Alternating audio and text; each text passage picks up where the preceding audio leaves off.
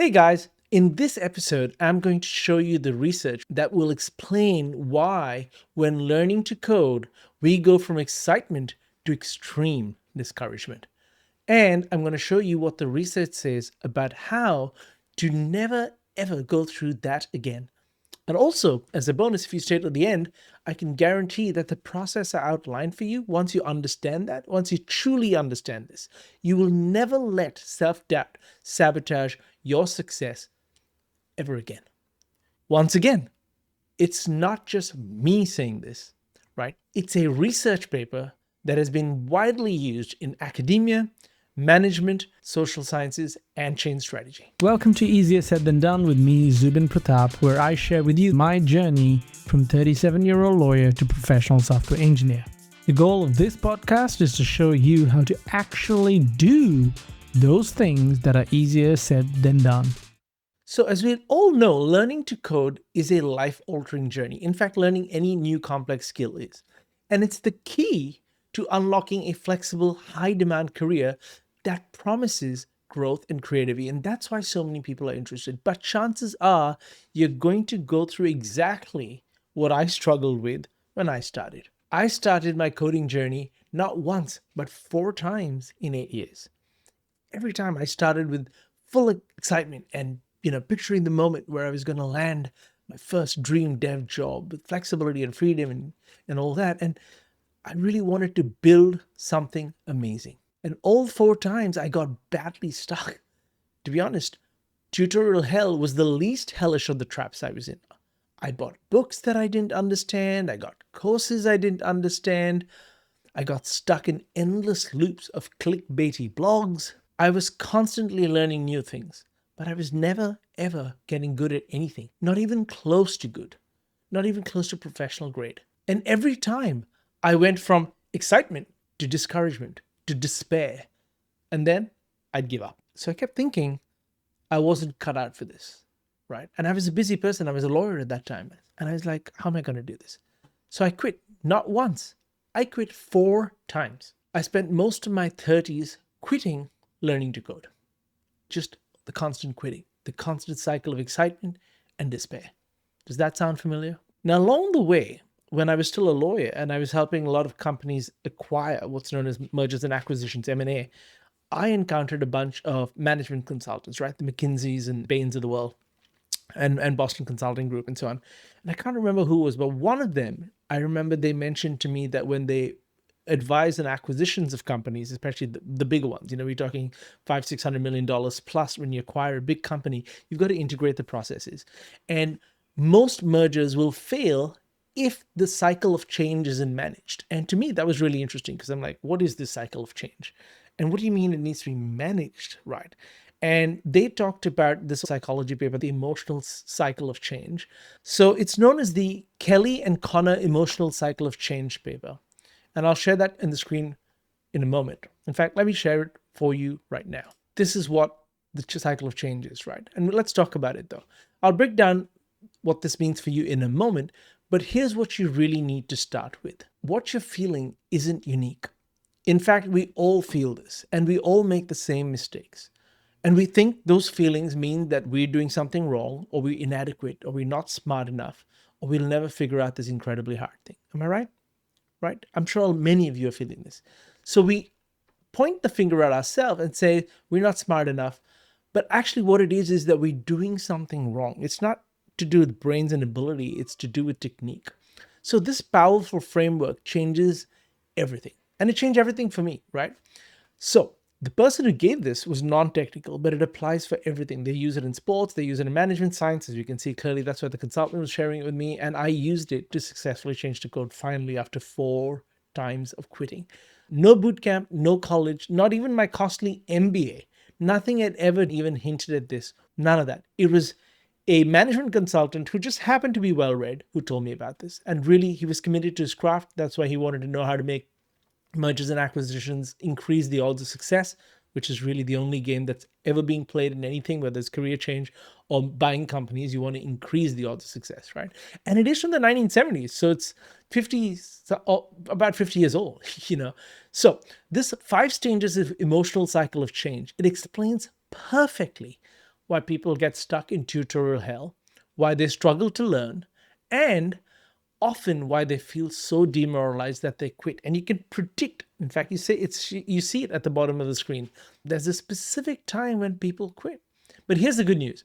Once you understand this framework, you'll not only see why this happens and you'll observe it in your life, you'll also know exactly how to break free.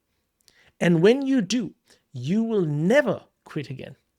That's a big promise, I know, but once you really understand this, you will never quit again. So let's dive in, okay? Hi, if you want a no BS insight into how to change your career, whether to code or something else, and how to actually get job opportunities in tech, then please subscribe and like. It's no BS because I have zero incentive to mislead you. I just want to help you and give you tons of value so that you will consider working with me to get to your next career. Take a look at the description text below to learn more about the training I offer. But I do post content here regularly, and by subscribing and liking and hitting that notification bell, you will get to know when I post new industry insights for you. You'll also know within about 3 seconds if you want to learn more, but at least you won't miss out. Oh, and please follow me on LinkedIn too. I pretty much post there every single day. Just look for my name, Zubin Pratap. All right, so please like and subscribe to this channel, and let's get back to the episode. Now let's understand the core problem that drives the cycle of change. The core problem is that when you or I decide that we're going to change our career and become a coder, what do we end up focusing on? What's the first thing we automatically focus on, especially because of all the marketing, right? It's usually learning to code, right? Exactly. Now everyone does. Everyone makes the same big mistake. They zoom in on the learning to code. The thing that you should focus on is change. To learn to code, you need to change. And most of us, after college, have lost the ability of studying, and we suck at 7 things. Okay, not 1 or 2, we suck at 7 things. Number 1, we suck at the growth mindset that's needed for code. Number 2, we suck at mastery and problem solving because we just kind of lost that habit, and most of us don't work in jobs that truly test that outside of that domain. Number 3, learning difficult new things is hard when we have to manage our time and our energy. Right. Number 4, discipline and consistency, hard, and we lose that habit, especially when there's Netflix and social media doom scrolling. The next one, tolerating extreme discomfort and uncertainty. That is extremely hard and absolutely unavoidable when it comes to changing anything, right? Any kind of change. Even moving countries, I've done that 3 times. It's hard. There's a lot of discomfort and uncertainty. The next one, persistence, resilience, grit in the face of repeated failure, because there will be repeated failure. You got to expect that. And the last one, we don't know how to market ourselves to recruiters in a completely alien industry, many of whom don't think we can do it. So before we actually learn to code and become professional grade coders, we need to change all of these things so that we can get good enough at the code. Not 1 or 2, but all 7 of them. And this is why understanding the cycle of change is so darn important. Because the single biggest reason people struggle, then they quit and then fail, is that they've been blindsided by these 5 stages, the 5 emotional stages of change. So here are those 5 distinct stages of change, and I bet you're going to recognize all of them. Number 1, uninformed optimism, right? This is where we all start. This is the initial high, where everything seems possible, and you're excited about the new thing that you're going to do, the new venture, the new code, the new framework, the new book that you bought, the new course that you bought, right? The new YouTube video that you started that promises all kinds of things. This is the part where, you're really unbridled optimism, right? And then as you go through it, your energy level, your mood level, your confidence level, and your motivation starts to drop. Yeah. And you get to this point where you encounter a bunch of challenges. It was nowhere near as easy and smooth as, you expected. All kinds of things seem to happen to you on your computer, on your screen, that wasn't happening in the course or the book that you were talking about. And there's no explanation for that possibility that you're encountering or that bad outcome that you've encountered. And so you start to sink into the state of informed pessimism. As you get deeper, you start to see that these challenges are actually quite significant. They're unexpected. No one's talking about them. You try to Google, you try to Stack Overflow them, you try to ask AI, and it gets even worse. You get even more deeply mired, right? These obstacles are very real. And the sheer effort required is demoralizing. And so this is where things can feel a bit daunting, right? And as you go through that and you sunk through the informed pessimism, informed because you now realize, hey, this is not as easy as I thought. And pessimism is because your confidence has taken a big hit, quite understandably, because you realize that this is actually significantly harder than you expected. you kind of settle into this valley of despair, right? This is where you have that heavy feeling in your chest and the hope is kind of fading out a little bit. And you're just not sure you can do this. And you're really starting to question yourself. And you look at everybody else and they're kind of pulling away from you into the distance. And you just don't think you can close that gap, right? That's the valley of despair. This, I believe, is the toughest part. And I've been through it so many times, right? Now, it's also, when you look at the diagram, it is the lowest part, right? This is when you're most likely to quit. You're going to feel like giving up. And this is where people do give up. In fact, if you look at the bottom of the screen here, this is where people, they quit for a while. And then at some point in time, they repeat from stage one again. So something else will happen in their life, a new framework, or they encounter something on a good day. And then they gotta get all excited and they're like, okay, this time I'm gonna do it. This is what happened for me in attempts number 2, 3, and 4, right? Is like, oh yeah, no, I can do it. I'm sure I understand better and I can do it now. And then you start again and you start an uninformed optimism and you follow some influencer that you think is going to change your life. And then you start to sink into informed pessimism again and then get stuck in the valley of despair again. A few people will push through this process, and you can't just push through it using brute force, right? Brute force doesn't work for a lot of these things. You need to push through using a combination of strategy, which is basically a good plan, and the right psychology, the right set of expectations. Now, in the Inner Circle program, when Brian and I are coaching people, we are constantly holding up a mirror about people's expectations, because it's always there and it's often subconscious. People aren't even aware of their expectations. And the mismatch between reality and expectation causes tremendous emotional friction, right? So you need the right kind of expectation and strategy to go through, to push through the valley of despair. And if you successfully do that, and it can take an unknowable amount of time, this is the honest truth. It could be 2 weeks for some, it could be 3 months for others. Who knows, right? It depends on the person and it depends on what's going on in their life. Do they have kids? Are they single parents? Are they single moms? Are they working? What kind of job they're working and so on. So it's very hard and you need to tailor it to each individual.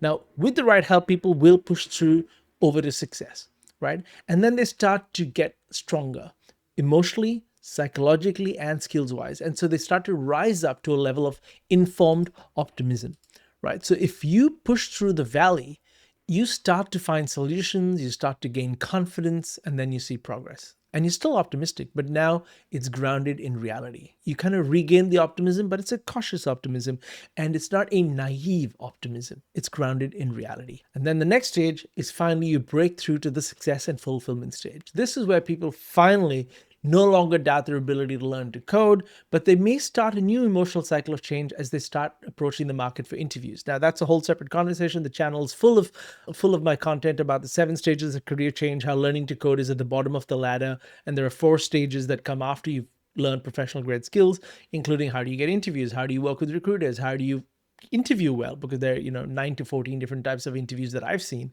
and you may have more than one of them as part of your interview loop with one company, right?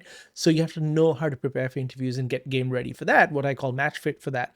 And then after that, you need to know how to choose the right offer, negotiate the right outcome, and then be successful in your first 90 to 180 days at a new job. So all of that comes later. That's all part of career change. But for now, success and fulfillment is just the achievement of that goal that previously you weren't achieving because you kept quitting, right? So finally, you achieve this goal. You integrate the change, you experience the rewards of your perseverance, and you have changed. Let me promise you, folks, by the time you start achieving somewhere between informed optimism and success and fulfillment, these stages, you will see that you're a different person.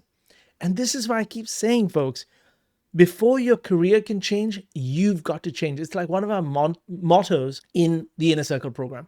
Before your career changes, you've got to change. But by the way, this is true of everything, not just career change. Before something in your life changes, right, an outcome, a relationship, your physical health, whatever it is, before that changes, you've got to make changes, right? That's how this works. Now, the second biggest reason why people quit is because they don't realize that moving through each of these stages takes a bit of time. And like I said before, you need to have the right strategy and the right expectations. It does take time though. In the Inner Circle, we say to our students between 6 and 12 months, and we work with very few students because it actually takes a lot of personalized hand-holding to get each individual the kind of attention and the auditing of their circumstances required to guide them through the valley of despair and on all the way up to success and fulfillment. This stuff takes time, right? So we say between 6 and 12 months, depending on how many stages you've already been through. And 6 and 12 months, just to keep this in context, in a 40-year career is very short, right? And it's because we train you on all of it that we can keep it that short. Obviously, like anything, without the right mentoring or guidance or training, it is possible. It's just going to take you much longer, and you're going to do so much trial and error that is totally avoidable, and you're going to lose time, right? And time, that's the one thing that's different about career change. Time is usually the thing that's not on our side, because every year you'll get older, right? And if you're like me, I was in my late 30s when I decided to switch from the law to software engineering. I was 39 when I joined Google. My manager was like 6 years younger than me. Everybody else was like 10, 12 years younger than me. Time really does work against you because you're starting over in many senses, and everybody else around you will be much younger and yet better at the job than you.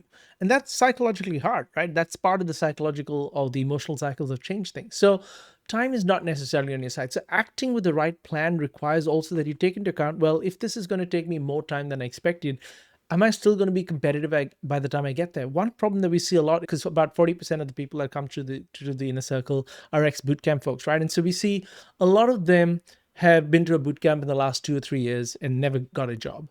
But their skills have kind of rusted, right? They're a bit stale now. Either they've become rusty themselves, or the things they learned aren't really quite relevant anymore 3 years later, especially in a post-AI world, right? So things move quite fast, and that's why time's not often on your side. But with the right guidance and mentoring, you can just take that. The shortest path, right, is often just a straight line between point A and point B. We use data in Inner Circle to measure what the market response to our current level of skill is. Like Brian and I use this all the time in our day jobs, right? Okay, if we were to get laid off tomorrow, how competitive are we in the market? We're always benchmarking to the pace of the market, and we need to constantly change ourselves to get that skill, especially as, Brian and I are both managers. As you rise up, you need to have far more skills than just the coding, far more skills, right? It's true of every career, by the way. So without guidance, it does take much longer. That's just how it is. But here's the good news, right? Here's the good news. Once you understand these 5 stages of the emotional cycle, and you have the right expectations, like I mentioned, then you'll see that your struggles are temporary. I really want this to sink in, guys. Your struggles are temporary, and you have the tools which give you the confidence to keep going when the going gets brutally tough, because it will. It's part of the cycle, as you can see, right? It's part of the cycle of change. So that's the really, really important thing here. You have to have the right tools and the right support so that you have the right psychology and confidence to keep going, where otherwise you would have quit. So here is what you need to do. Step 1, recognize where you are right now. Where are you in this cycle? Now remember, this emotional cycle of change has 5 stages, right? Uninformed optimism, informed pessimism, the valley of despair, then informed optimism, and finally breakthrough to success and fulfillment. So understanding which stage you're in right now is the first step to moving forward. Look, guys, when we start, all of us, we all start with the uninformed optimism, that excitement, right? That stage. We're excited about the possibilities. We're enthused by imagining our new career, and we feel unstoppable. We feel like this is going to happen. And all of us chronically underestimate what it takes. And then it doesn't take long, a few weeks of that maybe, and suddenly we are in the informed pessimism, or even straight down to the valley of despair. Maybe you're following the tutorial and nothing works out.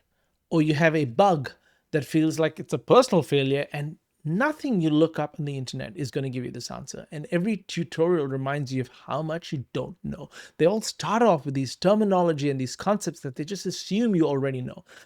And that's where people quit.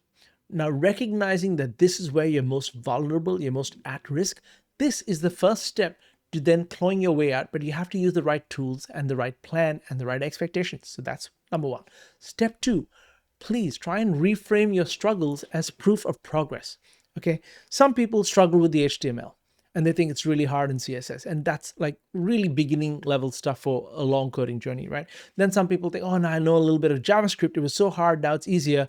And then they start actually seeing how it's used in code in real life, and they're like, oh my God, it's not about the syntax, and this is so much harder. So we keep moving along, and our problems and setbacks become bigger, and we forget that yesterday our setbacks and problems were smaller and we overcame them.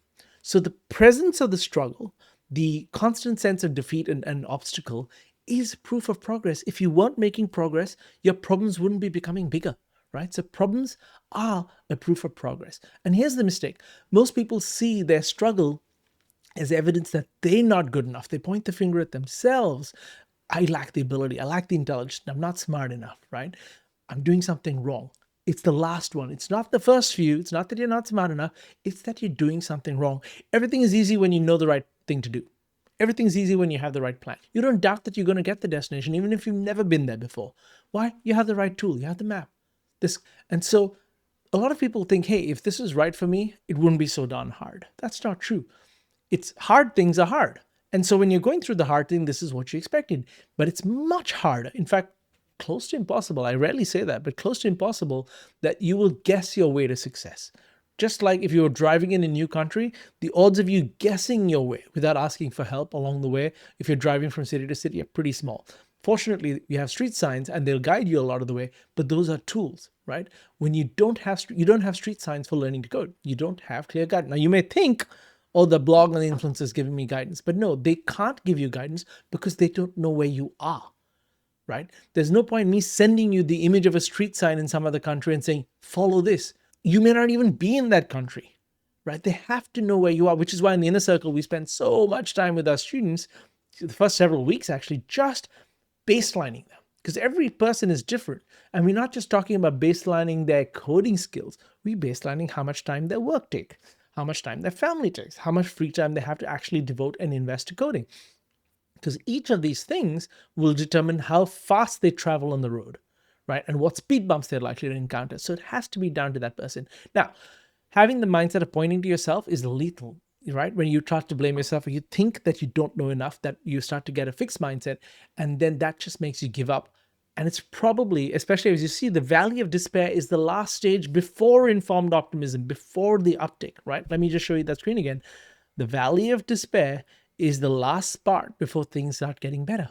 And that's when most people quit, right? So most people quit about when they're about to or on the verge of making real progress. Many people won't actually make real progress unless they actually have the right expectations and the right tools.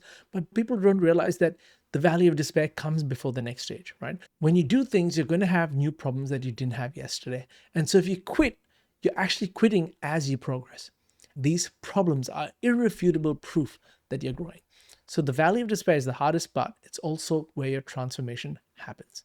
Now, remember, at the gym, if you work out, the hardest rep in the gym, that's when your muscle actually atrophies and gets stronger. So when you get stuck for days on a tough problem, or you finally understand a concept, you're building that muscle, that resilience and persistence and mental model. Those muscles are being built. You're getting wiser about your expectations of the process, which means future expectations are better calibrated.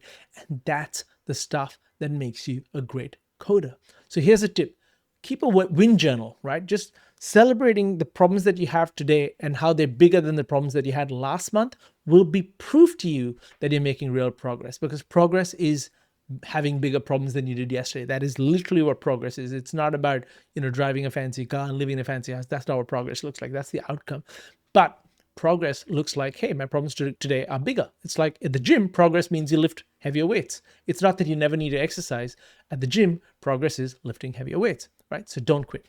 Now, step 3 for you is lean into the informed optimism stage, right? When you go through the darkness long enough, you will see the light at the end of the tunnel. So the informed optimism is stage 4, after the valley of despair, before the breakthrough to success and fulfillment. But at this point, when you start to see that light at the end of the tunnel, I want you to accelerate because it's real. And once you push through that valley of despair, you will see the light. You will enter informed optimism, a stage where you start seeing clear progress and a sudden lurch towards your goal, right? It'll suddenly feel like you've lurched towards. That will do wonders for your confidence and your ability to succeed. Why? Because the struggle has scrubbed away and scraped away all your false expectations and left you with nothing but the naked truth. The truth that hard things are hard, and the bigger truth that you can grow in proportion to the problem that you're trying to solve and handle those hard things. Now, just imagine, guys, just imagine what that can do for your confidence. Just imagine what happens when you finally understand that you really are on your way to that future that's waiting for you. If you just keep going. And once you reach the last stage, the breakthrough stage of success and fulfillment, you look back at your struggles and realize they were just the bedrock of your growth. That's all they were. And here's the real win for you folks. Unlike everyone else, all the other competitors who had fancy CS degrees and trust accounts that paid for their fancy degrees and did this since they were 15 or whatever it is, even though they've been coding for more years than you will stand apart because you, my friend, will understand and have experienced the cycle of change more than they ever have. And that is a huge advantage because in 2025, unlike 2018 or 2015, the pace of change is so fast that folks who haven't learned how to handle the emotions and expect the right phases of the cycle of change are just not going to make it into the 2030s and beyond. But you have made it this far, and you will make it once you understand this, because you learned the cycle of change and you accepted it with patience and grit. Then there's no stopping you. You're unstoppable. So let's summarize. Change isn't easy, but it's worth it. If you're feeling stuck or discouraged, remember, it's not because you're failing, it's because you're growing. That's why you're stuck and discouraged. So study and accept the emotional cycle of change. Just Google it and study it, right? It's not a long concept. You can read a couple of articles, you'll get it. And you can know that every coder, every career changer, every athlete, any person who's gotten out of a bad phase in their life, whether it's addiction or something else, every success story out there has been exactly where you are right now, where they thought they were not good enough and they're ready to quit. This is the path. You're not off track. This struggle is the proof of progress. Guys, you've got this. Please just refuse to quit and get the help you need, get the plan you need, get the strategy you need, get the right people to support you. Celebrate not quitting each day. Now, there's one final thing that I will say. Learning to code, which I can promise you is life-changing, changing your careers, which is much harder than learning to code, and stretching towards your big dream and goal is never going to be easy. But you can get anything you want if you have two things, just two things. The right plan, one that is directionally correct and assembled in a way that makes sense for your context, the right plan, and the time and energy to commit relentlessly. It's exactly like a road trip. You can get anywhere you want if you have the right resources, the right vehicle, the funds for the fuel, the time and energy to commit to the drive, and you have a clear map that is showing you the direction to go in, right? It's the same thing. So, folks, I know that was a bit intense, but that's all for now. I hope you really, really, really take this to heart. I hope you really use this insight into the psychology of the emotional cycles of change and why everybody quits at the valley of despair when that's the last stage before you start to ascend into the breakthrough stage, right? Learning about this will help you influence your next decisions. And remember, life is just a series of decisions. Now, in the Inner Circle program, we go much deeper into the science, the psychology, the tactics, and the strategies of career success, not just career change, which is early, but we're thinking 30 years down the track, right? Because this can change generational wealth. That's what happens when you get the right career, is you could earn way more than anybody else in your family ever has, which means your kids will start their lives and career where you end yours. That's where you pass the baton on, right? So I can tell you folks, this stuff really works. Getting the mindset and the psychology right, 100% works, because that drives every other decision you make. Now, enough for now. Until next time, ciao. Do it. Just subscribe. You know you got to do it.